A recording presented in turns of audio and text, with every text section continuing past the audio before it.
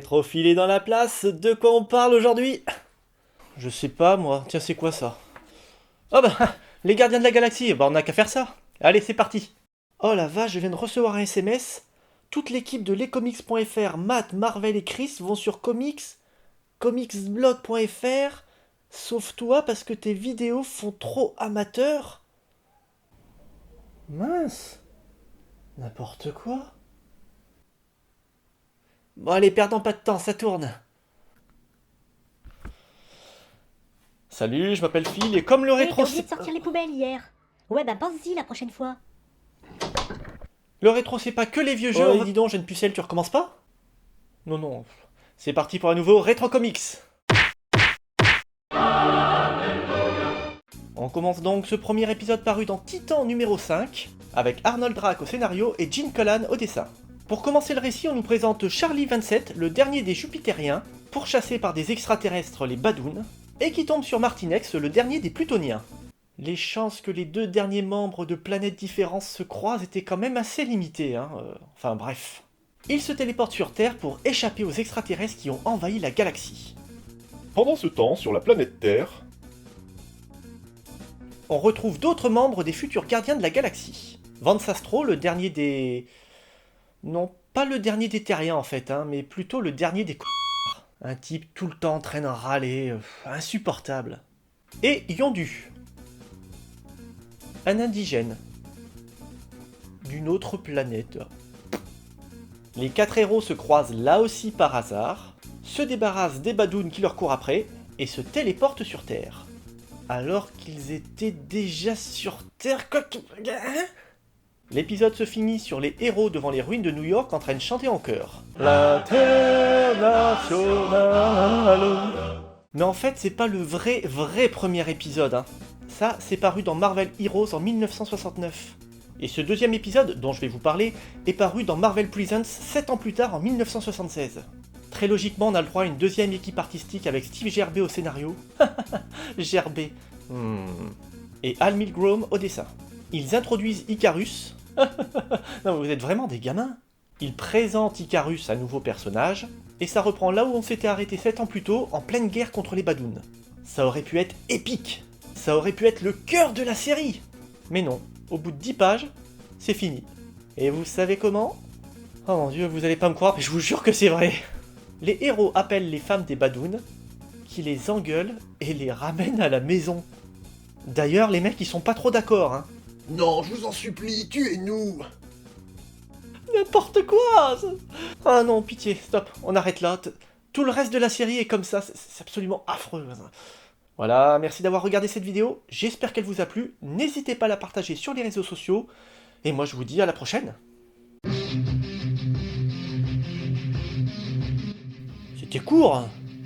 Ouais, mais c'est pas terrible, ça vaut pas le coup de perdre du temps avec ça. Allez, à la prochaine. Eh, beau gosse, t'es parti où? Je vais me pieuter, je me suis couché tard hier, je me suis endormi avec la lumière allumée, j'ai regardé un truc sur Arte. Ah, c'était quoi? Un reportage sur la vie des ours polaires en milieu tropical.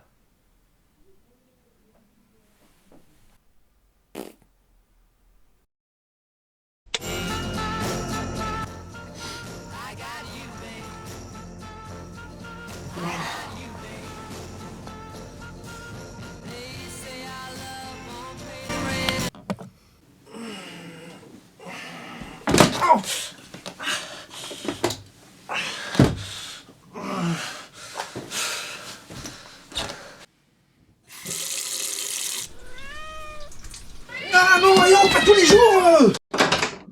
Ouais, rétrofilé dans la place, de quoi on parle aujourd'hui?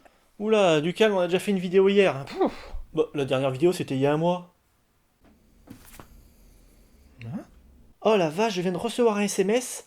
Toute l'équipe de lescomics.fr, Matt, Marvel et Chris vont sur comicsblog.fr, sauf toi parce que tes vidéos font trop amateur. Bon allez, perdons pas de temps, ça tourne. Salut, je m'appelle Phil, et comme le rétro c'est... Hé, t'as oublié de sortir les poubelles hier. Ouais, bah pense-y la prochaine fois. Euh, c'est pas que les vieux jeux, on va parler... Oh, et dis donc, jeune pucelle, tu recommences pas? Ben si, en fait. C'est parti pour un nouveau numéro de Retro Comics. C'est dans Titans 5 et 6 que les éditions Lug nous présentent les Gardiens de la Galaxie. Charlie 27, Martinex, Vance Astro, Yondu et Icarus. Mais c'est à partir de l'épisode 3 que les héros partent dans l'espace pour combler leur manque d'aventure suite à la fin de la guerre contre les Badouns. Guerre qui s'est finie tellement stupidement que j'ai pas envie de revenir dessus. Ou de vous en parler pour la première fois, je sais pas là, qu'est-ce qui se passe? Les héros partent au centre de la galaxie sur les ordres d'Icarus pour combattre une menace ultra puissante genre bouffeuse de galaxies. Ouais, carrément! Caranada, le vide dévorant. Sur la route, il tombe par un pur hasard sur Nikki, la dernière des Mercuriennes. Ça fait un peu beaucoup là, non? Puis, pour rester dans le n'importe quoi, Icarus se transforme en femme. Vance Astro la croise dans le vaisseau isolé en plein milieu de l'espace, je tiens à le rappeler. Lui pose 2-3 questions, mais elle se sauve, pour se retransformer en Icarus un petit peu plus loin. Et Vance n'en parle évidemment pas à ses coéquipiers, tout est normal. De toute façon, une fois arrivé face au grand dévoreur astral, le vaisseau se retrouve en mauvais état pour s'être approché un peu trop près du monstre, obligeant les gardiens à se téléporter provisoirement sur une planète proche. Et là on arrive au 4e épisode, les 2 pieds dedans. La planète est remplie d'aliens improbables et tous plus tarés les uns que les autres. Tout ça pour qu'on apprenne à la fin que les héros se sont téléportés en fait sur une planète asile, avec une population entière de psychopathes et de malades mentaux qui ont reproduit avec leur cerveau dérangé la vie terrienne des années 70. Certains y verront une critique acerbe de notre société. Moi j'y vois plutôt un épisode pourri et inutile. Inutile tout comme le reste de cette série, c'est pourquoi on va s'arrêter là. Ça devient n'importe quoi, vraiment. Merci d'avoir regardé cette vidéo, j'espère qu'elle vous a plu, n'hésitez pas à la partager sur les réseaux sociaux, et moi je vous dis à la prochaine.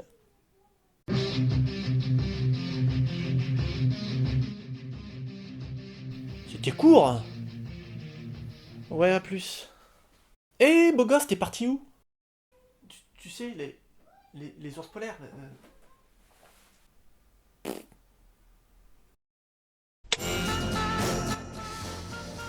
What the fuck?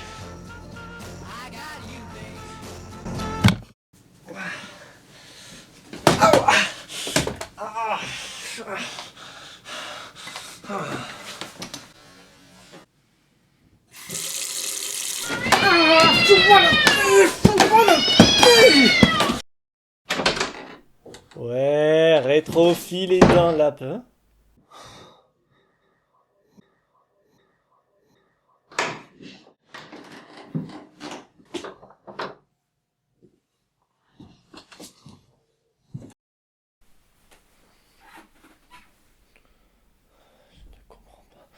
Je ne comprends pas. Ça va? Oh la vache, je viens de recevoir un SMS. Toute l'équipe de lescomics.fr, Matt, Marvel et Chris vont sur Comics Blog. Mais pas toi parce que tes vidéos font trop amateur. T'as eu le SMS toi aussi? Bon allez, perdons pas de temps, ça tourne.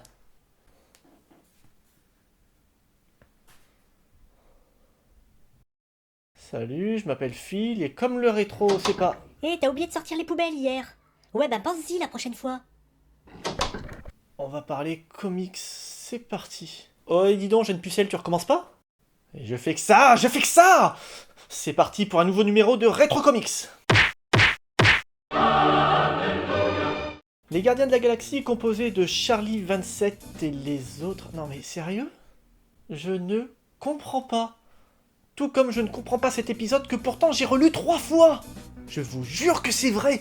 En gros, pour combattre Caranada, le bouffeur de galaxies quand même, les héros usent d'un stratagème incroyablement intelligent en fonçant dans sa bouche. Tout ça pour finir sur une planète désertique avec des musulmans extrémistes. Si, vraiment. À mort, infidèle, pour la gloire de de Hula, pardon. Paye ta subtilité. Vance Astro, lui, est resté sur le vaisseau et va faire un tour dans l'espace pour se rendre compte que... c'est pas une planète. C'est un homme géant minéral. Je pensais qu'on pouvait pas faire plus pompon jusqu'à ce qu'il se fasse agresser par un mini Caranada et par un clone. Pendant ce temps, sur la planète, ou sur l'homme géant minéral, faut pas me demander. Les autres branquignoles arrivent au couvent du feu vivant, où Nikki prend feu lors d'une cérémonie qui est en fait un mariage mystique avec l'homme géant minéral, homme dont la conscience est maintenant habitée par Vansastro, vous suivez? Qui a fusionné son esprit avec le clone qui était en fait une molécule de l'homme géant minéral. Non mais sérieux, vous suivez vraiment? Parce que moi non. Et ça se finit quand les héros se sauvent à bord de leur vaisseau, tandis que les galaxies, les planètes aux alentours explosent. Avec les gens dessus. Pourquoi on vous appelle les gardiens de la galaxie? En 4 épisodes, vous venez de tuer plus de monde que Galactus dans toute sa carrière. On continue avec Titan 11 où les héros trouvent un enregistreur mental qui leur permet de suivre une aventure du surfeur d'argent. Qui est en fait la réimpression d'un épisode des années 60 de Stanley et John Buscema. Foutage de gueule! Franchement, c'est mauvais. J'essaie pas de faire le joueur du grenier des comics, critiquer pour le plaisir de critiquer, c'est franchement mauvais. Ça n'a ni queue ni tête et en plus ça se moque des lecteurs. Écoutez, j'ai pas beaucoup dormi donc voilà, on va s'arrêter là. Merci d'avoir regardé cette vidéo, j'espère qu'elle vous a plu. Réseaux sociaux, abonnez-vous, partagez. Voilà, merci. Salut, à la prochaine. C'était court. Eh, beau gosse, t'es parti où?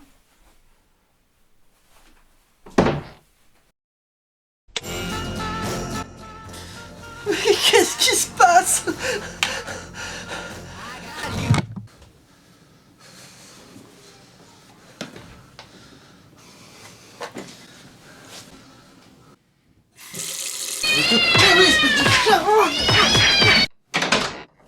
Ouais, rétrofilé dans la place, de quoi on parle aujourd'hui?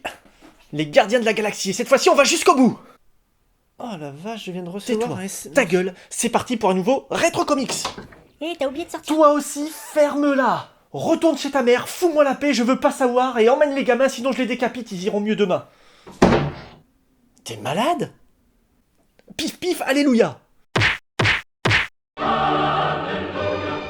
Après la guerre des Badouns qui aura duré 2 épisodes, la bataille contre un destructeur de galaxies qui aura duré 3 épisodes, on part sur un nouvel arc de 4 épisodes. Et cette fois-ci encore, c'est du lourd. On veut nous raconter les origines d'Icarus, le mec qui se transforme en femme. À la base, ce sont 2 personnes distinctes. Un frère Staccarus et une sœur Aleta. Tous deux ont trouvé, lors de fouilles dans des ruines, une armure géante. Aleta a fusionné par erreur avec l'armure, qui est en fait un ordinateur dieu d'une antique civilisation. Non, j'invente rien, c'est écrit là. Son frère s'approche d'elle tandis qu'elle est en train de détruire l'armée de son peuple, la cohorte d'Arcturus, et fusionne avec elle. Oh mon dieu! Et c'est ainsi que naquit Icarus. Non mais c'est n'importe quoi! Son père, ou leur père, je sais pas comment dire en fait, n'est pas content qu'il ait détruit leur armée et s'est mis en tête de le tuer. Il y a toute une histoire avec des enfants qui ont des super méga pouvoirs et qui sont manipulés par leur grand-père qui est en fait le père d'Icarus. C'est ridicule. Les enfants meurent parce que quand ils sont plus sous le contrôle du grand-père, ils contrôlent plus leur pouvoir et donc voilà, ils ont trop d'énergie et ils vieillissent très vite. Et il nous reste encore un épisode à voir. Oh, non, je vous jure, c'est vraiment douloureux. C'est vraiment un très très mauvais comics, hein, les Gardiens de la Galaxie des années 70. C'est absolument horrible. Le dernier épisode, c'est un peu l'équivalent de la planète des fous là dans Titan 8, sauf que cette fois-ci, c'est un ordinateur qui est devenu fou et qui projette des hologrammes pour tromper son monde. Charlie Van Zed va tout casser. Pourquoi écrire des scénarios très fins? Quel intérêt? Et les héros prendront la pause une dernière fois, avec au fond une galaxie en train d'exploser. Ils ont dû faire un tour là-bas, certainement pour sauver des gens, et c'est parti en cacahuète, hein, comme d'habitude. Voilà, j'espère que j'en ai fini avec les gardiens, parce que là, je sais pas quoi dire de plus. J'ai fait le tour, là. Donc, abonnez-vous, YouTube, Facebook, je vois pas ce que j'ai pu oublier. Gros bisous, hein, gros bisous tout le monde. Voilà, à la prochaine.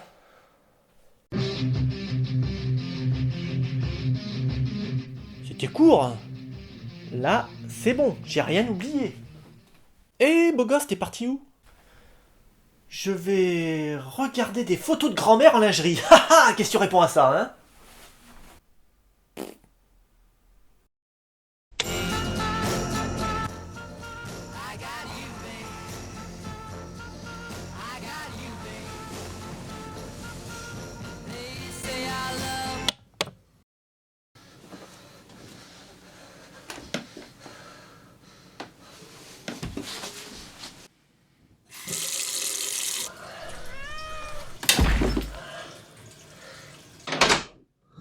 Ouais, rétrofilé dans la place, de quoi on parle aujourd'hui?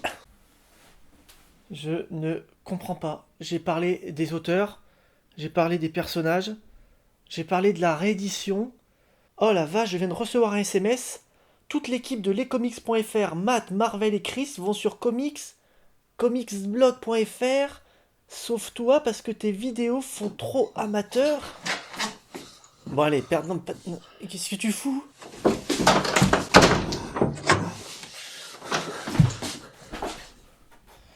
Ok, je sais ce qu'il faut. Il faut changer ça. Voilà, plus près. Qu'est-ce que tu fais là? Voilà, nickel, super. Il me faut de la lumière. Plus de lumière. Voilà, pas trop près. Ok, il me faut un micro, il me faut du son. Voilà. 1, 2, 1, 2, ça marche. 1, 2, ok, c'est super. Image, lumière, son.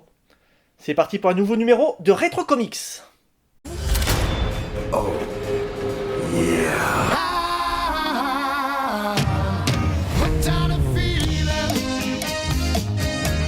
Aujourd'hui les amis, on va s'intéresser aux épisodes des Gardiens de la Galaxie édités par les éditions Lug de Titan 6 à 15. Donc presque rien à voir avec le film de 2014.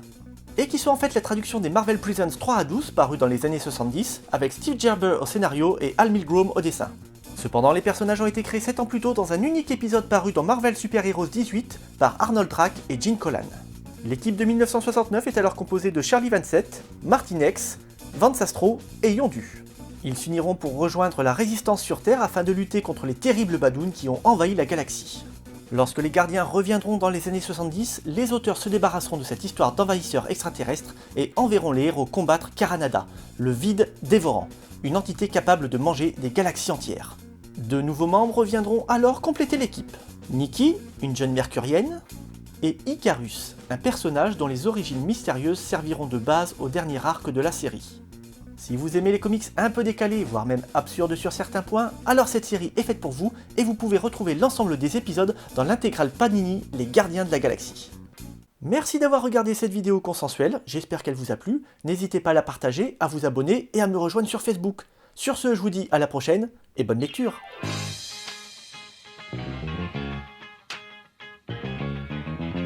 Ouais, c'était pas mal, dis donc. Attends une minute, le SMS? Mais c'est bon, tu peux aller sur Comics Blog, t'es prêt? J'emmerde Comics Blog. Hein? Quoi? Mes chroniques sont mal cadrées, le son est pas top, mais on s'en fout ça, le plus important c'est le contenu. J'ai peut-être que 300 abonnés, mais au moins eux ils ont l'intelligence de comprendre que le plus important c'est le fond et pas la forme. Mais de quoi tu parles? Je te parle de fucking Comics Blog là. Non, là tu parles de YouTube. Sur YouTube, d'accord, tu peux faire une vidéo en pyjama dans ta chambre avec un éclairage pourri. Mais là, c'est Comics Blog. C'est un autre site avec une autre ligne de conduite. Le mec, sur son site, il a fait le choix d'accepter que des vidéos nickel. Ouais, bah c'est nul comme choix. Non, c'est un choix, comme toi t'as fait le choix de parler comics de façon comique au lieu d'être froid et distant. Certains n'aiment pas et te l'ont dit, d'autres ne s'abonneront jamais à cause de ça, c'est un choix. Et puis bordel, tu fais de la vidéo, les gens veulent voir des trucs bien foutus, même toi tu zappes quand le son est pourri ou l'image dégueulasse. Oh ouais, je fais peut-être pas les meilleures vidéos du monde, mais faut pas pousser quand même. Je veux dire, il y a du boulot, il y a de la passion, il y a de l'énergie, et j'espère que ça se voit. Écoute, apparemment, si t'as pas été pris, c'est pas pour des raisons de fond. Et heureusement, parce que je te connais, hein, t'aurais jamais voulu changer ton humour pourri là, avec la petite galipette à la fin pour faire voir que c'est pour rire. Là, c'est la forme qui va pas. Et tu peux la changer. Non mais, regarde tes vieilles vidéos, t'as fait des progrès en 6 mois, et t'en feras d'autres dans les prochains mois. Ok, tout le monde sera passé à autre chose, et ce sera peut-être trop tard pour Comics Blog. Et peut-être que Matt, Chris et Marvel t'auront oublié. Quoi? Non. Mais ça t'aura appris quelque chose. T'auras acquis de l'expérience, et c'est ça le plus important. Ce mec t'a fait une critique comme quoi la forme était pas bonne. Eh ben change-la. Mais je vais la changer. Fais-le. Là, ça donne l'impression que je fais un caca nerveux parce que j'ai pas été pris sur le blog, mais non, je m'en fous, c'est pas ça le problème. Je veux dire, Comics Blog, il y a 2 mois, je connaissais même pas. Non, c'est juste que j'ai l'impression qu'on me dit faire des bonnes chroniques, il va jamais y arriver. Comme si j'avais déjà atteint mes limites. J'aurais voulu qu'on croie un peu plus en moi, un peu comme quand Matt m'a demandé de venir sur lescomics.fr malgré la qualité pourrie de mes premières vidéos. Il a parié sur moi, il s'est dit que j'allais faire des efforts et que j'allais m'améliorer en me laissant un petit peu de temps, et c'est ce que j'essaye de faire à chaque vidéo. Ok, le mec de Comics Blog a raison, faut que je revoie la forme, c'est vrai, je sais pas, le cadrage, faut que j'arrête de filmer quand il y a des nuages qui passent, faut que je fasse attention à tous ces petits détails, faut que je revoie aussi le fond, faut que j'arrête de m'éparpiller, mais je vais m'améliorer vraiment, hein, et je vais rejoindre mes potes, hein. Peut-être pas cette année, certainement pas sur Comics Blog, mais je vais les rejoindre et je vais être à leur niveau, tu peux me faire confiance. Voilà, ça c'est l'esprit, vas-y beau gosse, tu vas y arriver. Il va jamais y arriver.